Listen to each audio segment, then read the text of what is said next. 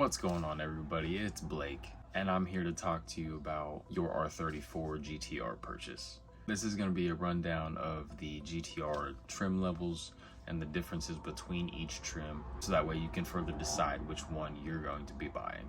So to kick it off, we had the 1999 Nissan Skyline R34 GTR.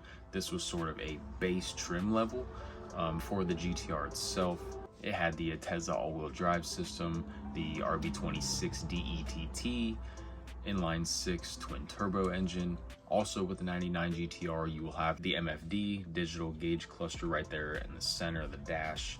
Super cool. That's one big sticking point and obvious difference between a GTT, a 25 GTX compared to an actual GTR. So from the base trim level GTR, we move on to the GTR V-Spec 1, or just the V-Spec. This was also produced in 99 and it was an upgraded version of the GTR. It had the Ateza ETS Pro all-wheel drive system alongside the active rear LSD. The V-Spec also had a stiffer suspension and the front splitter and rear diffuser, and this was in production until October of 2000, and it was replaced by the V-Spec 2. So then we'll get into the R34 GTR V-Spec N1. This version of the GTR was stripped of all of its luxuries. Gone was the AC, the radio, the boot carpet for your shifter, and the rear wiper, but the ABS did remain in place, and the engine block was upgraded to an N1 block and N1 turbos, just so it can make higher and more reliable power. There were not many that were actually produced. Most garages and tuning shops tried to pick these up right off the rip, and finding one of these is actually probably pretty hard considering there was only 45 produced. 12 of those actually went to Nismo for Super Taikyu Racing. So now we're going to move on to my personal favorite, and the one that I will personally be importing, the R34 V-Spec 2. This V-Spec 2 replaced the V-Spec 1 back in October of 2000, and even though it was actually pretty similar, the suspension actually got stiffer, an optional carbon fiber hood, and larger rear brake rotors. And the interior also featured some changes.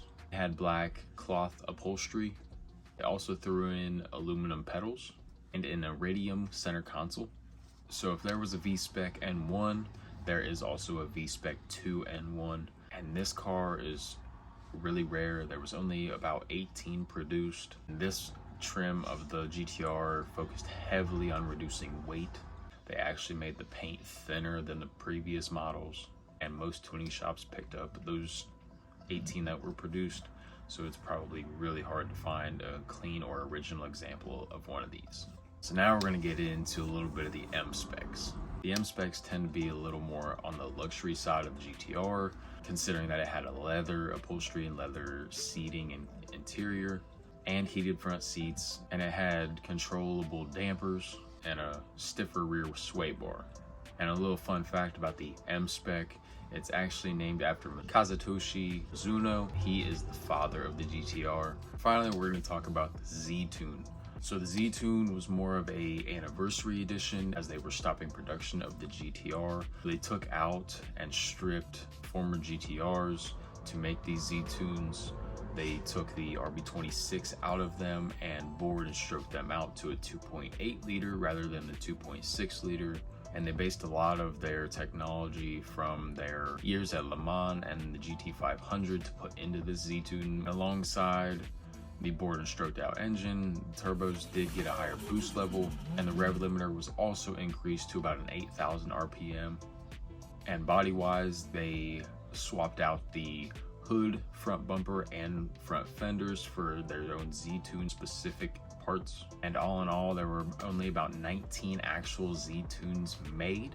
There were 2 prototypes that were included in that number 19. The prices for these ones are always going to be going up. The prices of these are probably well into the mils and up into the 3 and 4, maybe even $500,000 range. So I hope these trim level differences can help you decide which trim level that you want of your GTR or your R34 Skyline in general. I'm going to quickly talk about the colors that you could actually choose on your R34.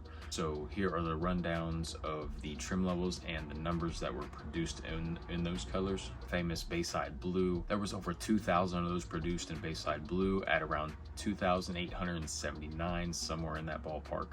Then Active Red 2, which is one of my favorites, there were about 122 produced. That is a really low number compared to the Bayside Blue, so that will make that price of the Active Red 2s probably increase a little bit more than the Baysides. Me personally, the red looks phenomenal, especially with some black LMG T4s on it. It looks phenomenal. Then we have the Lightning Yellow at about 68 being produced at that color. The Black Pearl at about 1,370. Sonic Silver at 927. Athlete Silver at about 533. Midnight Purple LV4 at about 346. The Midnight Purple LX0 at about 198. We got White at 2,983. White Pearl at 809. Sparkling Silver at 890. Silica Breath at 130. And that Millennium Jade color at about 300. So again, I hope these trim level differences and colors help you to decide which GTR or Skyline in general that you're going to be purchasing for yourself and importing. If you need help importing anything, please DM me, comment, like, and share this video if you found it helpful. And as always, I'll see you for the next video. Peace out.